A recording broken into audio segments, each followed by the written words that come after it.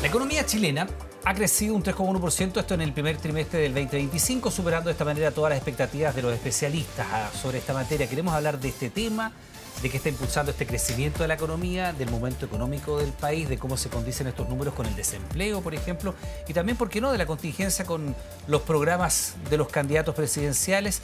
Estamos junto al ministro de Hacienda, Mario Marcel, a quien saludamos y le damos la bienvenida al canal 24 Horas. Primero que nada, ministro, ¿cómo está usted? Buenas tardes y bienvenido. Muy bien, muy buenas tardes. Gusto estar acá. Sí, igualmente, gracias por tenernos. No es fácil para los ministros de Hacienda estar bien cuando le preguntamos los números y ahora tenemos números alentadores en el sentido del crecimiento que supera las expectativas incluso de mercado. ¿Cuáles son los pilares de este crecimiento? Bueno, esta cifra de 3,1% no es, por así decirlo, algo exógeno, algo raro, porque nuestra economía ha venido ganando velocidad de crecimiento en los últimos trimestres. El trimestre anterior creció 2,5%, de hecho el Banco Central corrigió un poquito la cifra al alza. Lo que vemos durante este año es que fundamentalmente ese crecimiento está siendo empujado por las exportaciones y por la inversión. En ambos casos, en el segundo trimestre... Que es la formación de capital. La formación bruta de capital fijo, ¿cierto? Ambas crecieron sobre el 5% durante el segundo trimestre. Y esto es importante porque cuando recordamos los periodos en que la economía chilena crecía más, era justamente periodos en los cuales las exportaciones y la inversión crecían más que la economía en su conjunto. Ahora también tuvimos una aceleración del consumo. El consumo interno también está en torno al 5% y juega un factor. El consumo privado está creciendo 3,1% en el segundo trimestre, aceleró respecto del primero, y el consumo durable en particular tuvo un crecimiento bastante importante, cercano al 10%. Ahora, ministro, normalmente se señala que cuando uno habla de desempleo, la mejor posibilidad de crear empleo es que una economía crezca. Y sin embargo, aparejado con este número que es bueno, un 3,1%, tenemos malos números en materia de desempleo. De acuerdo, de hecho, al jefe de programa de la candidata de Nejera, su número desastroso, dice. Un desastre, no número, el 8,9% y 9,9% si uno se da al sector mujer. ¿Cómo dialogan estos dos números? Que la economía esté creciendo, incluso más acelerada que en el trimestre anterior, y que sin embargo tengamos este pic de gente que sale a buscar trabajo y no lo encuentra. Bueno, aquí se dan dos o tres situaciones. Primero, tenemos que tener claro que el empleo en general sigue a la economía con un cierto rezago. Por lo tanto, una economía que ya empieza a crecer a tasas más sólidas, más aceleradas, va a generar más empleo. En segundo lugar, lo otro... Sobre ese punto, ¿qué desfase hay, ministro, entre una cosa y la otra? ¿Se puede estimar? Normalmente son desfases del orden de entre 3 y 6 meses. Ya, perfecto. ¿No? Por otro lado, ha sido muy distinto, muy dispar el comportamiento del empleo asalariado, del empleo no asalariado o el empleo informal. Durante el último año hemos tenido un crecimiento de empleos asalariados del orden de las 100.000 ocupaciones, pero ha habido una disminución de empleo no asalariado más o menos de la misma magnitud. Obviamente el empleo asalariado es empleo de mejor calidad, de mayor productividad, y aparentemente hay algo más permanente que está cambiando en nuestra economía en ese sentido, porque la tasa de informalidad en la economía chilena, que en algún momento llegó hasta un poco más del 30%, sí, hoy en día está en 26%. Es una baja importante y ojalá que se pueda mantener a futuro, porque por supuesto que el empleo asalariado es el empleo con seguridad social, con remuneraciones estables, con condiciones ¿cierto? De trabajo, propiedad, etc. Ministro, ¿o tenemos que acostumbrarnos a tener un nivel de desempleo estructural alto? Porque incluso en los ciclos favorables de crecimiento de la economía chilena, 87-97, que una década que se estudia mucho por el periodo de expansión de la economía nacional, igualmente las tasas de desempleo no eran bajas, estaban en torno al 5 y un poco más por ciento. Y se señala que eso, que ha sido como un vagón de arrastre de la economía chilena, tendencialmente hablando, se ha ido incrementando. Y que a lo mejor hoy día tenemos una economía que tiene una tasa de desempleo estructural, es decir, gente a la cual el mercado no absorbe con un trabajo, ha ido creciendo y se ha ido estabilizando en torno a números que pueden ser preocupantes. Sí, bueno, el promedio histórico de desempleo en Chile está más cerca del 7 que del 5. Por eso necesita la economía en la década 87-97, que es una economía bien virtuosa. Por supuesto, ha habido periodos en los cuales, dependiendo mucho qué es lo que ha pasado con la oferta versus la demanda de trabajo, las cifras han disminuido, pero el promedio histórico está más bien cerca del 7. Hoy en día, ¿cierto?, las últimas cifras que tenemos son de 8,9%. probablemente son las más altas que vamos a ver este año. Probablemente ya desde las siguientes encuestas vamos a ver esa cifra bajando, pero igual hay una brecha que cuando uno mira qué es lo que aumentó como desocupación respecto de un año atrás, lo que llama la atención es que lo que aumenta es trabajadores con título universitario. No solo los trabajadores de más baja calificación, que es lo que habitualmente uno asocia o personas a mayor mayores de desempleo. 55 o muy jóvenes que no tienen experiencia. Claro, bueno, con los más jóvenes y los más mayores, lo que ha pasado es que la tasa de participación ha bajado mucho. Nunca se ha recuperado de lo que bajó durante la pandemia. En otros países eso se recuperó ya hace tiempo, pero en Chile no. Y eso en buena medida tiene que ver con que el acceso a la universidad ha sido mayor, ahora con gratuidad, ¿cierto? Y en el caso de los adultos mayores con la PGU y ahora tendremos la reforma previsional. ¿Son desincentivos a ir a buscar trabajo? Claro, eso tiende a generar alternativas al empleo y hace que tengamos un cambio que pareciera ser más permanente en la tasa de participación de estos grupos. Ministro, antes de pasar al tema de exportaciones, que usted dice que es uno de los motores de crecimiento de la economía, es importante analizar en qué sectores y cuáles son los destinos, ¿no? A propósito de la guerra comercial de Estados Unidos, que también ha puesto bastante incertidumbre. ¿Por qué se está produciendo este fenómeno de desempleo en profesionales universitarios? ¿Qué está pasando allí? ¿Está quedando un poquito desalineado la formación académica con la necesidad laboral? ¿Hay poco diálogo allí? ¿Estamos formando profesionales que el mercado finalmente no está necesitando? Bueno, yo diría que lo que ha pasado en Chile es que la cobertura de la educación superior ha crecido muy significativamente. Sí. En Chile, de la población en edad que normalmente va a la universidad, de 18 a 25 años, Chile tiene una participación, una cobertura de la educación superior mayor que el promedio de los países de la OCDE. ¿Y eso es bueno? Antes estábamos o es malo? 15% por debajo, ahora estamos por arriba. Seguro que eso es bueno o es malo, porque en otros países el modelo, si bien también es tener educación superior, pero muchas veces más técnica que profesional. Claro. Yo diría que lo que ocurre es que en la medida que hay muchos más jóvenes que van egresando, van saliendo de la universidad, ellos cursaron sus estudios universitarios con la expectativa de tener mucho mejores rentas. Pero cuando ya es mucho más masiva la educación universitaria, esas posibilidades de renta disminuyen y por lo tanto la gente muchas veces se toma más tiempo para buscar un empleo o toma un empleo a tiempo parcial, etc. Entonces es un fenómeno interesante que yo he visto que no se ha discutido mucho, pero las cifras están ahí a la vista. O sea, tenemos, perdón, algunas carreras sobredimensionadas desde el punto de vista de la empleabilidad. O sea, Porque usted está diciendo en el fondo es eso, hay muchos jóvenes que están estudiando hoy día con la expectativa legítima de trabajar en aquello para lo cual estudiaron. Y después no van a tener el mercado capacidad de absorberlo. Y ahí uno podría pensar en algunas carreras que típicamente están sobrerepresentadas. Claro, o sea, las carreras nadie las planifica, las ofrecen las universidades. A veces hay universidades que invierten relativamente poco en carreras que requieren más equipamiento, formación más larga. Hay más carreras de lo que tiende a llamarse de pizarrón. Dice pizarrón, que ya no es así, pero que son más baratas de generarlas, pero también, ¿cierto? Mientras más egresado haya de esas carreras, más difícil va a ser ofrecer empleo, tener empleo para todos ellos y ellas. Ministro, vamos a la cifra de crecimiento de nuevo. Usted decía que es arrastrada por algunos carros bien en lo particular. Uno de esos es la formación de capital bruto, que es para invertir, y el otro tiene que ver con las exportaciones. ¿En qué áreas, qué destinos y qué papel ha jugado en este escenario convulso la guerra comercial de Estados Unidos?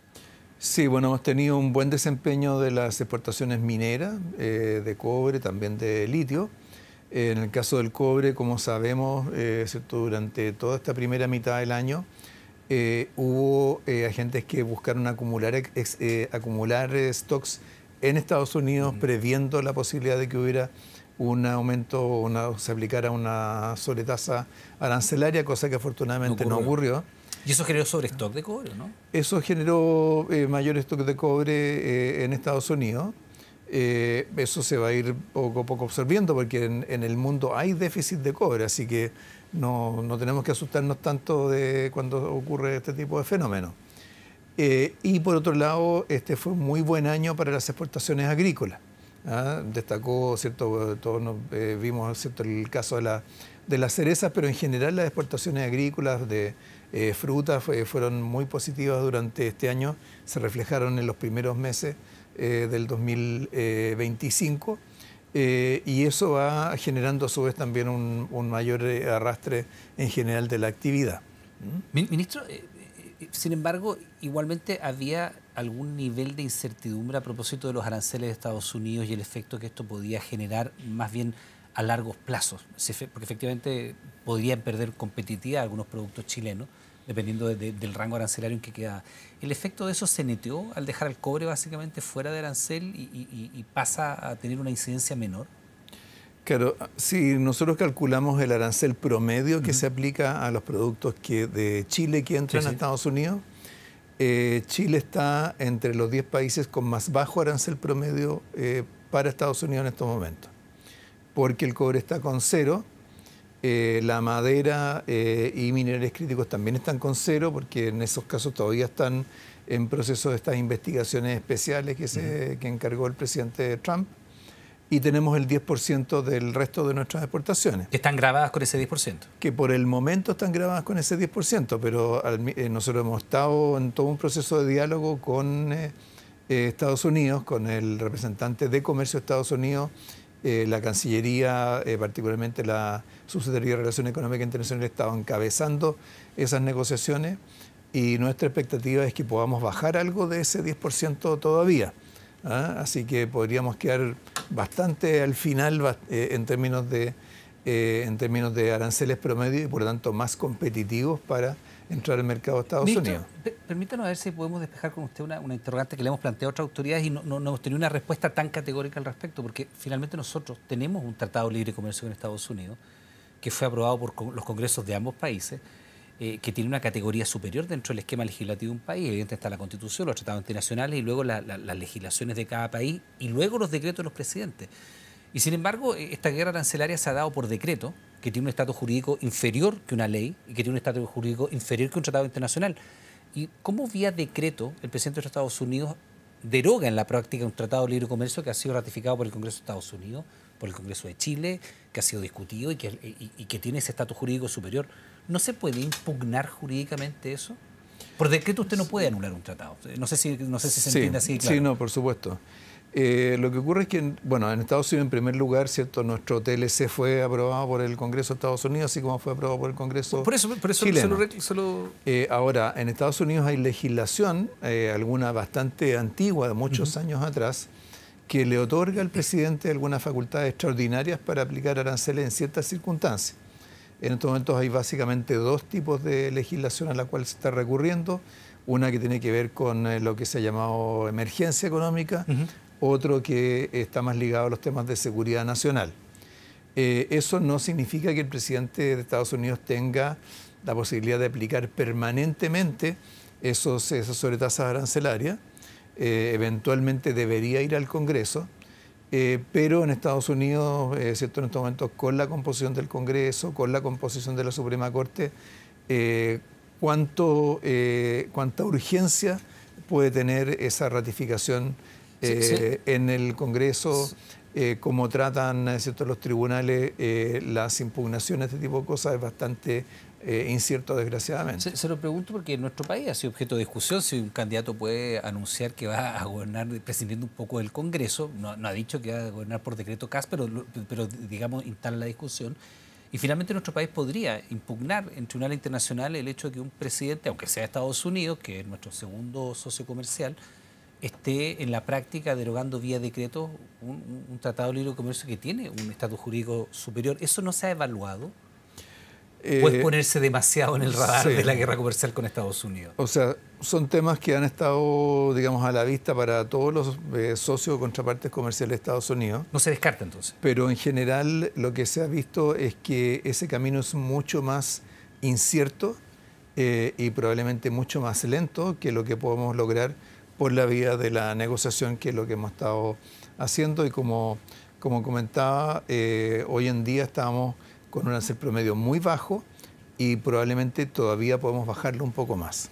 Ministro, falta todavía, pero uno podría pensar que a 7 meses de que termine el gobierno del presidente Boric, usted también puede empezar ya a de alguna manera delinear una suerte de balance de lo que ha sido su gestión en Hacienda, teniendo en cuenta la incorporación suya en el momento que llega al gobierno del presidente Boric con una mirada económica algo distinta de lo que tenían las autoridades hoy día y que de alguna manera, no sé si usted lo verá así, se han tendido a alinear hacia políticas más de centro y proclives al crecimiento que quizás lo que había en el propio programa de gobierno del presidente, que había apoyado los retiros y todo lo que sabemos de aquello. ¿Cuál ha sido su balance de estos 3 años y medio que han pasado, que casi ya han pasado de gobierno? Usted como ministro Bueno, han sido 3 años y medio bien intensos, de eso no cabe ninguna duda. No solamente por los temas domésticos, sino que también por los internacionales, como lo que comentábamos recién respecto de las medidas en Estados Unidos y otros elementos que han provocado incertidumbre en la economía mundial. Ahora, yo diría que al momento de asumir el gobierno había dos grandes temas. Uno tenía que ver con cómo lo que estaba en el programa se iba a ir traduciendo en propuestas legislativas, en reformas, pero lo otro es que la economía estaba muy desequilibrada. Recordemos, ¿cierto?, que a comienzos del 2022 veníamos, ¿cierto?, de todo el fenómeno de los retiros, de los IFE universales. Sí, claro. Pensemos que entre fines del 2020 y todo el 2021 se inyectó 35% del producto a los hogares. Liquidez. De liquidez. Y eso hizo subir las importaciones de bienes de capital, la compra de bienes de capital sobrecalentó la economía. Llegó hasta el 50% por arriba de la situación previa a la crisis, así que todo eso sobrecalentó la economía, generó presiones inflacionarias, desequilibró la balanza de pago, hubo un desequilibrio fiscal muy grande. O sea, hoy día discutimos si vamos a tener una décima más, una décima menos de déficit. En el 2021 hubo un 11% de déficit estructural en la economía. Entonces, había que hacer las dos cosas. Había que, por un lado, equilibrar la economía, permitirle generar ¿cierto?, un crecimiento más sostenible a futuro, y por otro lado, ¿cierto?, hacer viable reformas que estaban en la agenda del gobierno. Y de eso, de lo segundo, ¿cierto?, hemos tenido ciertamente la reforma previsional, que fue ¿cierto?, ha sido una reforma muy sustantiva. Vamos ahora, justamente ahora ya en septiembre, se va a empezar a pagar la PGU mejorada. Por otra parte, tuvimos, por ejemplo, el royalty minero, algo que nos correspondió a nosotros, un tema que venía discutiéndose por 5 años, logramos también sacarlo adelante. Y otros temas que parecían imposibles de abordar por su costo, como el tema de la deuda histórica de los profesores o ahora el financiamiento universitario, encontramos soluciones que fueran viables, que fueran abordables con los recursos que teníamos. Tuvo que marcar la línea diciendo no haber condonación universal, no se puede pagar toda la deuda histórica del magisterio, no es lo mismo que reconocer la deuda, hay diferencia. La condonación universal del CAE no es lo mismo que buscar los casos más urgentes. Y allí hubo que hacer una mirada que era convencer a quienes estaban jerárquicamente incluso sobre usted, el presidente de la República, que tenía este discurso y estas promesas de campaña, están en su programa de gobierno y se implementaron de una manera distinta. Por supuesto, y bueno, ha sido el propio presidente el que, ¿cierto?, en las cuentas públicas, en diversas oportunidades, ha reconocido que lo que se pensaba hacer, obviamente hubo que hacerlo de una manera distinta, o que hubo urgencias que surgieron en el camino que no estaban previstas, como el tema de la seguridad ciudadana, por ejemplo. ¿Cierto? Veníamos de un periodo en el cual había estado prácticamente congelada la inversión en seguridad ciudadana, hubo que hacer un esfuerzo económico importante, también en temas como vivienda, y yo creo que lo que más llama la atención es que todo eso logramos hacerlo con un crecimiento del gasto que en promedio ha sido del 2%, que es prácticamente un tercio de lo que crecía el gasto en los años previos a la crisis. Ministro, usted como titular de Hacienda, ¿cuál fue el momento más complejo que le tocó enfrentar? Cuando la inflación llega al 14,2, cuando parecía que se estaba... Porque se parecía que la economía se estaba sobrecalentando a niveles que no se conocían en décadas. Esa cantidad de circulante en el bolsillo de los chilenos, claro, para quienes tenían alguna necesidad en lo concreto era fantástico, pero después la farra se paga, todas las facturas se pagan. ¿Ese fue el momento más complejo? Ese fue un momento complejo en términos de las cifras. Pero Porque cuando la inflación está en ese nivel, uno mira al ministro de Hacienda, no mira otra cartera y se le responsabiliza a usted de aquello. Bueno, Aunque haya estado en contra de los retiros. Muchas veces se le responsabiliza al Ministerio de Hacienda, pero acordémonos que el tema de la inflación es fundamentalmente una tarea del Banco Central. Ahora yo venía al Banco Central. Por supuesto, tenía el Banco Central además, pero además es el encargado de la arca fiscal y aunque haya estado usted en contra de los retiros, que es la principal razón por la cual se llega a esos niveles de inflación, usted fue consistentemente un detractor de los retiros. Mientras las autoridades eran favorables a los retiros, usted era contrario, pero sin embargo se culpa al ministro de Hacienda. Ministro de Hacienda, tenemos 14,2 de inflación, ministro de Hacienda. ¿Es el momento más duro? Yo diría que las cifras eran preocupantes, pero estábamos haciendo lo que había que hacer, porque la opción que tomamos fue hacer un ajuste fiscal rápido. O sea, el ajuste fiscal del 2022, que implicó una caída del gasto de 23%, fue un fenómeno prácticamente, una experiencia prácticamente única en el mundo en todo ese periodo.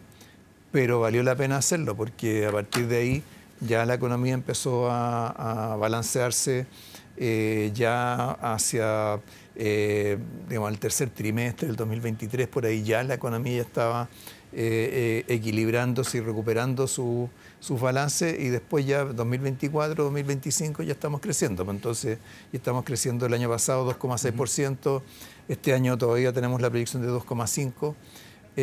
Y eso ya es un ritmo de crecimiento mayor a este 1,8 o 2 que a veces se cita como crecimiento de tendencia.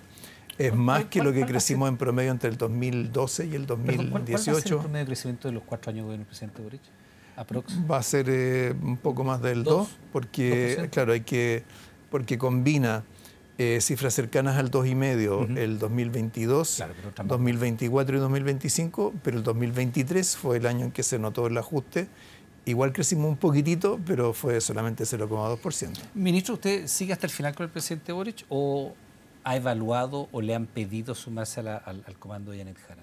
Sabemos que su candidata era otra, lo tenemos claro. Sí, no, o sea, yo, digamos, participar en campañas no es lo que quisiera hacer ahora. ¿Pero no se lo han pedido tampoco? ¿No ha tenido contactos con la candidatura de Janet Jara? Porque más de alguna vez se le ha señalado una cierta debilidad en el equipo económico. De hecho, ya ha desconocido algún aspecto que estaba en su programa, que ha dicho, no estaba en mi programa, y finalmente sí estaba. En el mismo programa ahora ha hecho algunas sesiones que son, para algunos, hacia la socialdemocracia o centroizquierda, como usted quiera, como por ejemplo no persistir en el no más AFP, que era una propuesta de la candidata, o en no incorporar la nacionalización del litio y todo, o del cobre, que también eran propuestas de ella, y las ha ido cediendo. Son guiños hacia la socialdemocracia, son guiños hacia el centro político del país. ¿A usted no se le ha pedido? O sea, no tendría por qué pasar por mí, ¿cierto?, ese tipo de señales. Yo estoy dedicado a mi cargo. Pero me contestó si le ha pedido o no. No me han planteado algo de ese tipo. Bueno, yo trabajé mucho con Janet Jara cuando era ministra. Sí, claro, por eso. De hecho, es la ministra con la cual más me tocó trabajar durante la reforma previsional, todo ese periodo. Por la reforma previsional, pero también por los reajustes del ingreso mínimo, por los aumentos de asignaciones familiares, ese tipo de cosas. Hicimos hartas cosas juntos. Pero eso no significa que tenga tal cercanía como para ser parte de su equipo. Ese fue el trabajo de gobierno. Ministro, sé que está bien ajustado de tiempo, pero naturalmente en esta elección presidencial se da una singularidad. 2 de las candidatas fueron ministras de Trabajo. No es algo usual. Y están en el primero y tercer lugar, o segundo y tercero, de acuerdo a la encuesta que usted mire, y se ha puntualizado mucho en cuánta responsabilidad tiene Janet Jara como ministro de Trabajo en la mala cifra de desempleo, que usted considera que es una mala cifra. No puede pensar que 8,9% de desempleo es bueno. O sea, yo diría que hay que entender cómo se comporta el mercado del trabajo hoy día, que es muy distinto de cómo funcionaba a comienzos de los 2000. Pero no es una buena cifra. Porque, por ejemplo, hoy en día la población en edad de trabajar está prácticamente declinando. En esa época crecía muy fuertemente. Había lo que se llamaba la ventana de oportunidad demográfica. Eso ya quedó atrás. Hoy día la población crece mucho más lentamente. Por otra parte, va ocurriendo esto que comentábamos antes, de que hay segmentos de la población que no están participando en el mercado del trabajo, que hay este contingente de egresados universitarios que salen a buscar empleo. Entonces es muy difícil comparar periodos así tan de manera tan cruda o tan general, ¿no? Pero yo creo que, por supuesto, generar empleo sigue siendo una tarea central para nuestra economía, que sean empleos de calidad. Yo creo que los incentivos para generar empleo asalariados con contratos han ido aumentando, afortunadamente. Eso está detrás de la baja de la informalidad. Y, por supuesto, tenemos que intensificar algunas cosas. Por ejemplo, tenemos en el Congreso un proyecto que unifica los subsidios a la contratación, lo focaliza en mujeres, que es todo el segmento que más necesidad tiene de generación de empleo. Así que, bueno, hay hartas cosas que podemos hacer para avanzar en esa dirección. Hay cosas que alcanzará a hacer este gobierno y otras que ya le tocará al siguiente. Ministro Manuel Barcel, titular de CENTA, le quiero dar las gracias por estar junto a nosotros acá en el canal 24 Horas. Que tenga una buena jornada y estamos en contacto. Muy amable. Muchas gracias. Que esté muy bien.